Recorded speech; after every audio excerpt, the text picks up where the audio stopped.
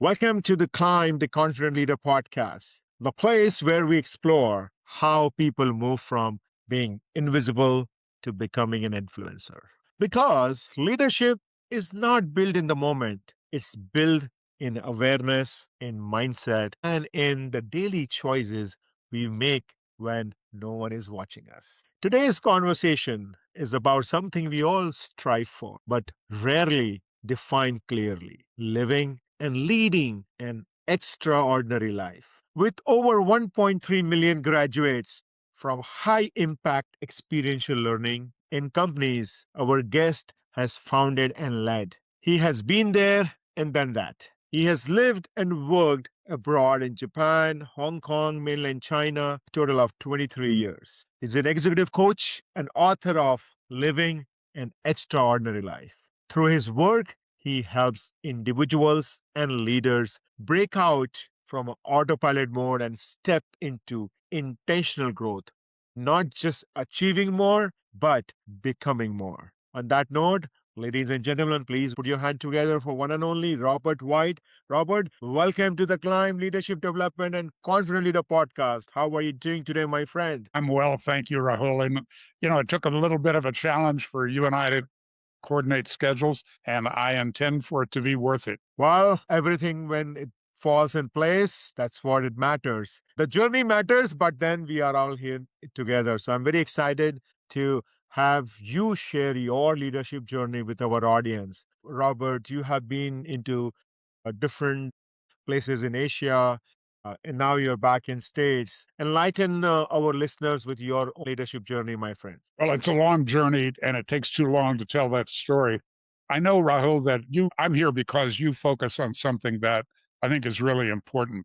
And so I'm at first a listener, and then secondly, a guest. So that's kind of cool. And Mhm. your focus seems to be pretty consistently about leadership challenges and Mhm. how different people have encountered them, as we all do if we step into a leadership role in our family or in our business or in our community or even in our nation. And am I on the right track that this thing is that what you're doing is really about challenges and how you overcome them? Absolutely, Robert. Well, I'll tell my story then in that context. Look, I started out, maybe it would make a good lifetime movie, but with poverty and abuse. And what I did, I'm guessing at about 7 or 8 years old, I made a decision that I didn't understand, but I now realize it drove me for about 35 years. And that is, Mm. I made a statement of purpose, something that shows up in my work today and yesterday and tomorrow, and it will be for the rest of my life. But I didn't have those words. I was 7 or 8 years old. And it was a negative purpose in that I was operating from, I'll never be poor again. Mhm. And that drove me for 35 plus years. And so that was the beginning. I did everything that they say is now part of the entrepreneur model, which Mhm. is I shoveled snow in the winter, I cut lawns in the summer, I had a paper route, I cleaned milk cans. I grew up Uh-huh. in Green Bay, Wisconsin, and that's in the heart of the dairy country in Wisconsin. And at that time, they didn't have the big cooler tank trucks. They Mhm. used the old fashioned milk cans, and those had to be cleaned out. Well, the first level of clean out was to rinse them, and I found out that drivers hated that job, and I didn't Mhm. mind it, and they would tip me. So I had a lot of jobs like that. The worst one that came up in a bout over some great Japanese sushi and some sake. We Mhm. all shared our worst job. The worst job for me was scraping chewing gum off the sidewalk at the local Dairy Queen in the middle of summer. Mm. I've never had a worse job than that. And I know there are worse jobs than that. A- Absolutely. That was the worst one. And I did well in school. The community took care of me. My family life was not conducive to care. But what I realized is that growing up in Green Bay at that time, about 50,000 people, somehow Mhm. people reached out to me and exposed me to some things that affected the rest of my life. And one of those things was visiting a radio station after I won a contest for writing. Mhm. All of the sixth graders in Green Bay compete for this prize, and I happened to win. And I Wow. won a bicycle, which was great, all the bells and whistles and all that stuff. But I also won an appearance on a radio show which I didn't even know was a prize. And actually, I didn't want to do it. But a teacher took me to a radio station one morning to read Mm, part of my essay on the air. And Rahul, I mm, fell in love. Was it a challenge? Yes. sure. And did it change the rest of my life? Yes. Because I fell in love with radio in that visit. The idea that a guy sitting in a glass booth could reach Mhm, thousands and thousands of people with his voice, it just fascinated me. And of course, all the electronics and the flashing lights and all of that audio stuff just captured me. So on my way out, I asked if I could come back and watch how they made radio. And in those days, mm, radio was a really big thing. mhm, No streaming, no very limited television, and certainly no streaming video. So, and they said no, that their insurance prohibited that. And as I'm leaving, a receptionist, and remember that thing about the community taking care of me, did the mhm. kind of, psst, psst, come here. And Uh-huh. I went over to her and she said, I overheard your conversation. And our competitor right down the street has an atrium that's open 24/7. And it has speakers in it so you can hear what's on the radio. And all the walls are glass. So you can see into the business side and you can see into the studios where they're actually making radio. Wow. So what I did at 12 years old, Rahul, was on Saturday mornings for the next 2 years, I've seldom missed a Saturday morning. I went to that station and watched and listened. And, I'd pack a little lunch and off I went and did that. So when I was 14, I'm sitting in the first year of high school, and you get the note to go and see the principal of the school, which is never a good thing, right? Mm. But this turned out Mhm, pretty good because I walked in and he said, "Why is this radio station calling me about you?" uh-huh. And what they have done would probably get them multiple lawsuits today, but not then. They had fired, in a labor dispute, they fired all of their control engineers, the people behind the dials and the switches to support the on air personality. And so it might have been a good idea. They were trying to prevent a union being formed, but it left the on air personalities forced to, they call it running your own board, which means Mm, you can't be very good verbally if you're paying attention to all the mechanisms. So they said, "Can you run the board?" I went down and got interviewed, and I said yes, which was a lie, but it was a strategic lie. Admittedly, I did know a lot. I didn't realize how much I knew just from watching what people do, and with the support of some announcers that were very generous with me when I made mistakes, I became a control engineer at 14 years old. The school cooperated by rejiggering my schedule so that the first hour of each day became a study hall where I didn't have to attend. So every morning at 5 o'clock, I went to the station, turned everything on for a 6 a.m. start, and supported the drive time announcer, their biggest profit center, until 9 o'clock. And then I went to school. And mm, some things that happened around that, first of all, dealing with an announcer who was also an alcoholic. So he started being late. So I started being on the air to cover for him. And then you find out when the general manager starts listening to his own station, which turned out to be 640. And I was still on the air at 640. That led to me getting a job nights and weekends because your audience nights and weekends were teenagers. They were my audience. They were me. By the time I was 17, I had the highest rated, what they call the top 40 show, a music show in the mhm, state of Wisconsin. And I made more money that year than my father ever made. mm, So that was a challenge for me because I'm a severe introvert. In that mm. same year, I graduated number 6 in my class of 300. Wow. Yeah, pretty good. And then I'm Mhm. told that I would have been number 1, except I got 1 C in 4 years of high school. Can you imagine what subject I would get an average grade in? Hmm. Best radio show in the state of Wisconsin? Was it English? It was public speaking. Public speaking.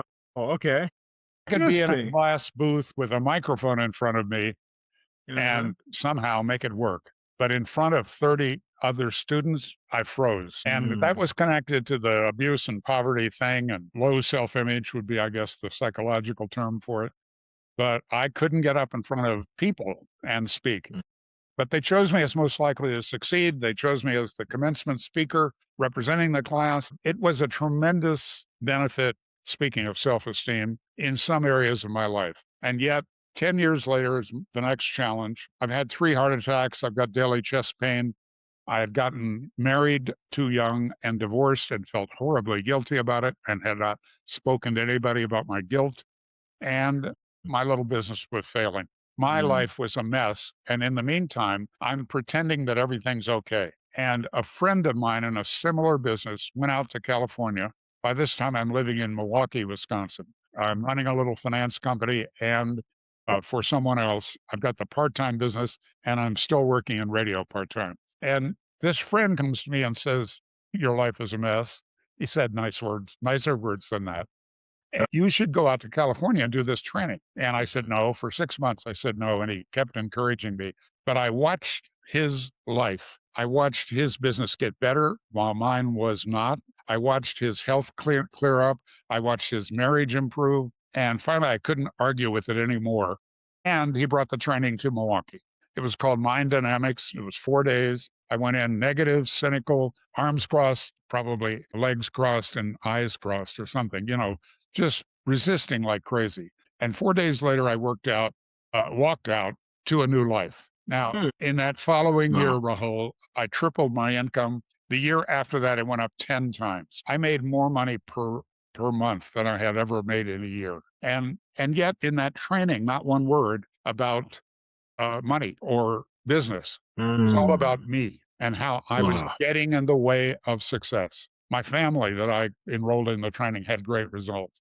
My friends had great results. And what I found out is if I sent salespeople to that training and convinced them to go, and one day the founder and chairman, Alexander Everett, called me and introduced himself and said, "Thank you for enrolling a bunch of people in his training." And that led to him offering me a personal meeting, and I was curious, so I went out to Northern California, north of San Francisco, and I met Alexander. And 10 days later, I took a 70% pay cut and became president of Mind Dynamics. I didn't it was by that time, it was already a booming company with a lot of problems.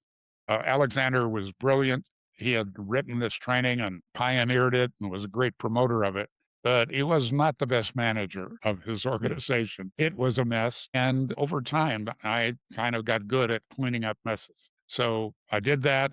My last 2 years of the 4 years with Mind Dynamics, I went around the world. I opened 7 foreign subsidiaries. Wow. And for a young guy to get to travel like that, I'd barely been out of Wisconsin Hmm. and and now I'm in all over Europe and Australia. And there was one country I said no to, which was Japan. I think a little of that story that they asked me to come and set up a program there. And I said no. It was too expensive. The language was backwards and we were busy. We were Mm. in overwhelm.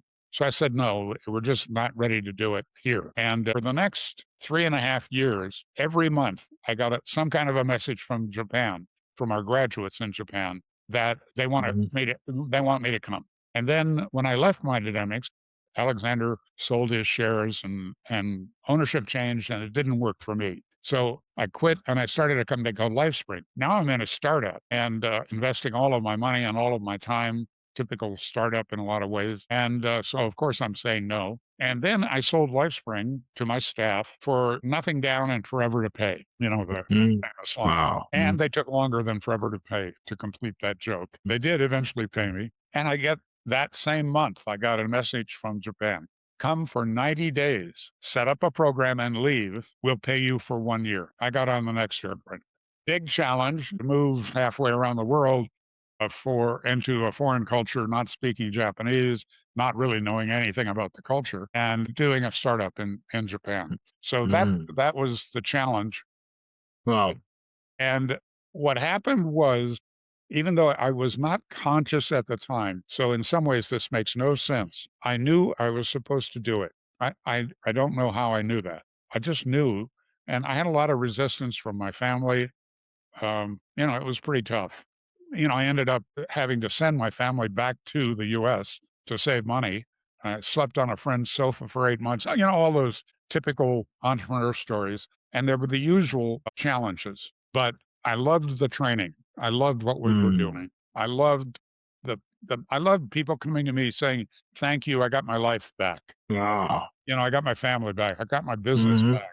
We're doing great. We're having fun. And I love that. And I ran the company from behind the scenes. I hired trainers, I hired enrollment people, I hired administrators. So that company, that 90 days turned into 12 years for my first day, Hmm. and we got into 7 countries, 15 training centers total, and 240 full-time people, another 60 contract trainers, and a big game, and just loved it. Awesome, man. Again, the challenge, and what I should mention here is that when I left LifeSpring, it was after 6 months, I didn't wanna go to work in my own company, and I became aware of that on a daily basis, and it was the most puzzling thing to me. I owned the company and ran it, and yet I didn't like my own company. And that's my first exposure to some words that I never used in a business or even personal context. And that words again was purpose. Why am I here? What am I up to? What I realized is when I ran Mind Dynamics on the business side, Alexander paid careful attention to the culture.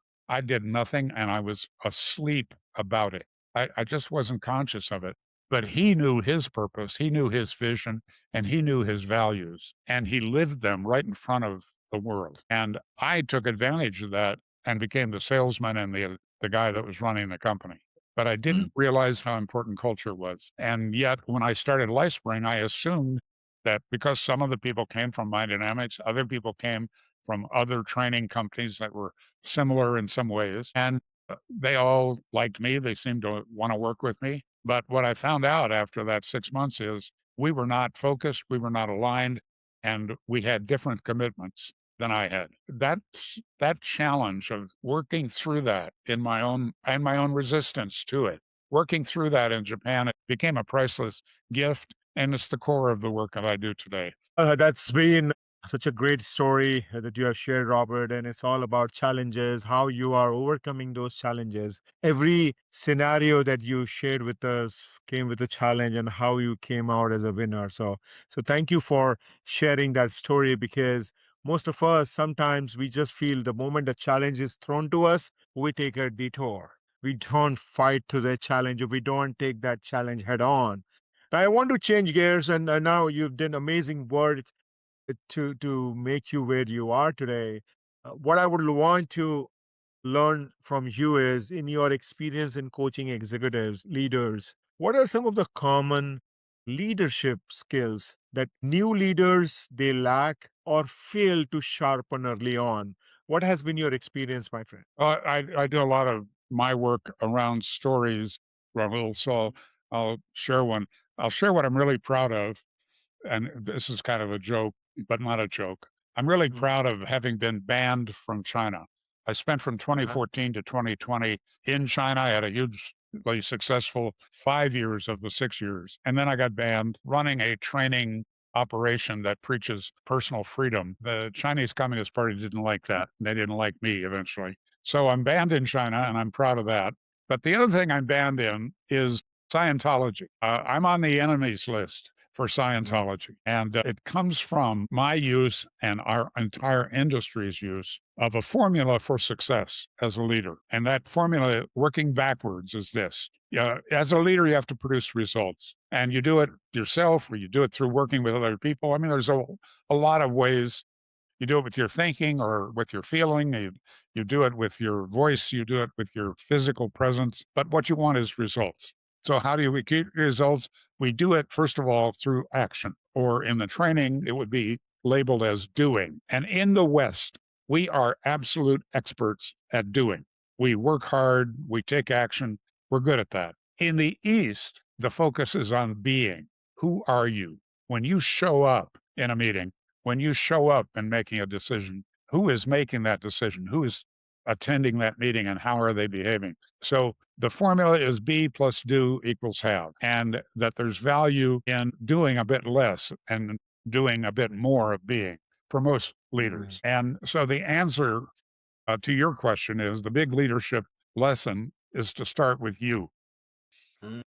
the being side of things. Now, I'm not talking about being the way they interpret it in India or Mhm. in Buddhist oriented countries, Hindu oriented countries, which, and I'm going to exaggerate here, sitting on a rock and meditating is, I think there's some value in it for the person, the real value.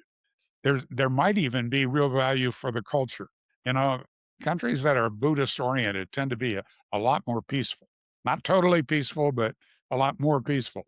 There's a lot of benefits to being quiet, being meditating. But eventually you need to put it into action. That's the doing side of things. But for most of the executives and teams that I work with, they're working hard. They're smart. They're taking action, but they generally don't pay as much attention to their culture, to the being side of their work as what works. So that's the heart of my team trainings and my executive coaching work is to work Okay. on the source, which Being is you. got it.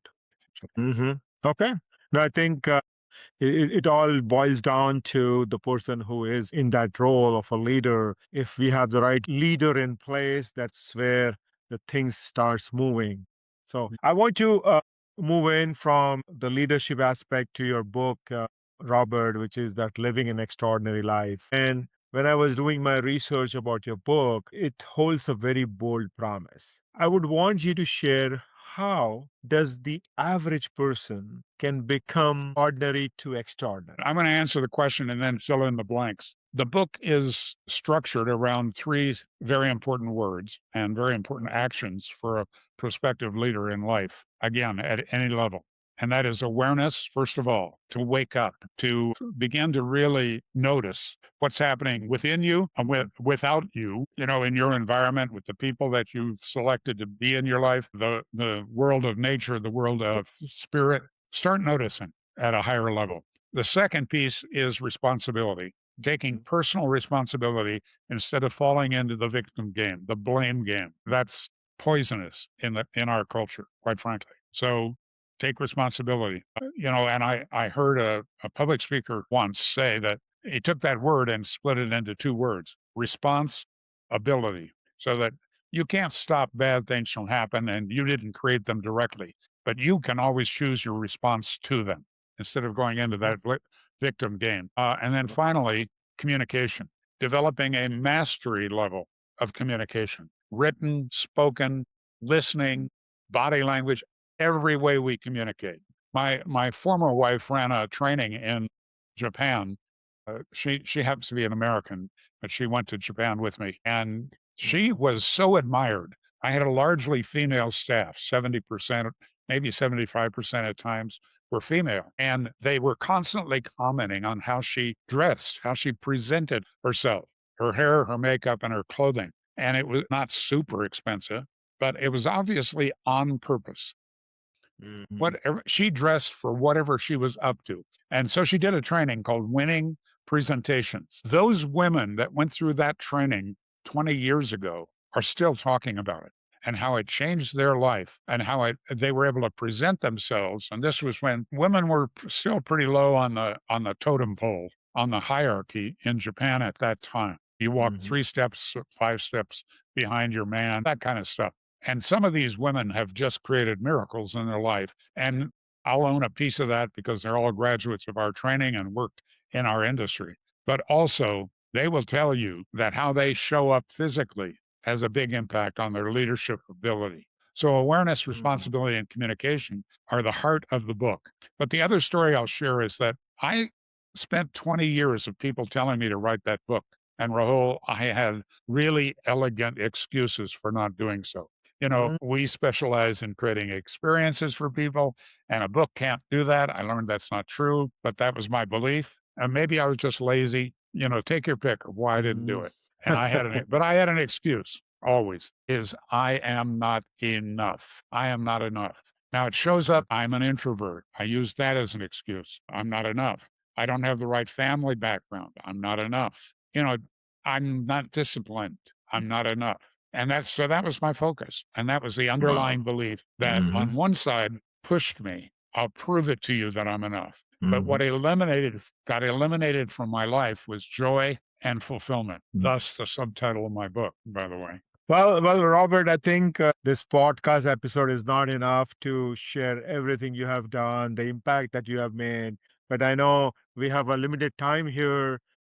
to with our audience. So before we move to our next segment, the rapid fire round, Robert, I wanted you to share with our listeners if they also want to see the impact that you have made with your ex cohort, ex executives, or probably those 1.3 million people whose life you have inspired. What is the best way for them to connect with you and work with you? Look, the late Will Rogers, the humorist in the 1950s, said that never ask a barber if you need a haircut. You know, don't ask me what you should do if you want your life to be extraordinary. I'm going to tell you to hire me or someone like me that will help you and your organization really live purpose, values, and vision to install it as an everyday thing like breathing. If you want to start on that, you can use my book. You can use other people's books, other people's I mean, you do a lot of good work in that area personally, I know, and but do something to work on you and your culture. And you could start that by I offer a gift to people that listen to me in public speaking and other venues, including this podcast. So this is free and might be useful. Go to extraordinarypeople.com, my website, Mhm. and then sign up for my weekly e-zine. It's called an extraordinary minute because it's an idea or two from me or from someone that admire and respect. And then you can read it in 1 minute or less. That's how it's designed. If you hit reply at any time to that email, you get me. I read every reply and I reply to most of them. You also get a 28-page PDF that you can share with your family, with your company, with your team. You can use it for brown bag lunches or anytime you're getting people together. It's a way to take a look at where you are in terms of the foundational principles of success through leadership. And got a little self-rating guide in it. It's also free. It's included. And, you know, reach out. Let's talk. Extraordinarypeople.com will do it for you. All right. We will include Robert's website on our show notes so that you don't miss all the freebies that he's offering. Robert, it has been pleasure knowing you about your work. And I'm very confident that a lot of our listeners will be reaching out and logging to your website the moment our show gets on air. Before I let you go, I have this fun rapid fire round, Robert, where I will be asking 5 questions and I want your response instantly. All right, my friend? You ready for it? Ready for the adventure. Okay. So here's the first one. What's one leadership skill you wish someone would have taught you earlier? To wake up, to develop a higher state of noticing. It's that awareness piece. Notice what's Got it. going on inside you and honor your feelings, honor your fears, honor your kind of secret longings, your yearnings. Wake up, Wow. What is one daily routine you never skip? learning something new. Okay. Wow. Learning never stops. Are you a morning person or a night owl? Look, it started in radio. I'm a night hawk. Okay. Great. What is your one favorite quotation that you live by? Let's see. Life is a series of choices, and you get to make the choice. If your career were a Netflix series, what would be the title of that season one be? Making a difference. Making a difference. All right, ladies and gentlemen, that was Robert White for you. And now is the time for me to share my learnings from the show. And it is your time as well to put it in the comments. What has been your biggest takeaway? Whether you are listening to us on YouTube, Spotify, or Apple, you can put it in the comments. And Robert will be able to respond to you as soon as he can. So, my learning first one that as Robert was talking about all his challenges, it felt that God is giving him challenges so that he can uncover his own self. Because every time he had a challenge, there's a new side of Robert was visible. And I'm sure if it was visible to us, it was visible to him as well. So the learning for me is don't be afraid of challenges. Challenges will always be part of life. But if you fight for that challenge, if you go for that challenge, you will see that is the true you. You will see the benefits that it will give to you. So don't be afraid of challenge. Instead of focus on doing, focus on becoming. Become the person that you want to see, become the person that you want to work with, become the person that you want to live with. So focus on that aspects and the formula that Robert has mentioned about in his book is about being plus doing is equal to results. That's what the formula that Robert has spoken about. And finally, the three things that are very, very important for you if you want to move from being an ordinary person to becoming an extraordinary. Number one is awareness, build that awareness. Number two is take responsibility. And number three is develop that communication skill that is impeccable. Focus on that aspect. So, awareness, take responsibility, build the communication skills. That will make you becoming from being an ordinary person to extraordinary. With that said, Robert, I'm very, very thankful to you for sharing that story. This conversation was very, very powerful. And what stood for me, Robert, was that becoming an extraordinary isn't about that dramatic change, isn't about that overnight change. It is all about that intentional awareness and consistent practice. That is how we become that extraordinary person. And for our listeners, leadership is not a title that you earn someday. It is a way of thinking you choose daily. It is the action that you are taking on a daily basis, specifically when no one is watching you. So, if today's conversation resonated with you, I encourage you to reflect on one question. What is one ordinary behavior you are ready to outgrow? We all sometimes we just live the life in motion. We don't challenge ourselves. We don't think differently. We just keep doing things. So challenge one of the ordinary behavior and see how it can help you in the time to come. Robert, again, thank you for sharing your insight and joining us today. Your work that you have been doing has been impeccable. I'm sure there are so many blessed souls because of you, so many blessed individuals because of you. Keep doing the great job because the world needs you, my friend. It's And my great la- pleasure, Rahul. Thank you for great questions. absolutely. And for everyone listening, if this episode gave you a new hope, a new perspective, please, please share this with someone who needs to grow. Follow or subscribe so that you don't miss the newer episode. Until next time, keep leading with clarity and confidence. Thank you. And thank you, Robert, once again. Take care.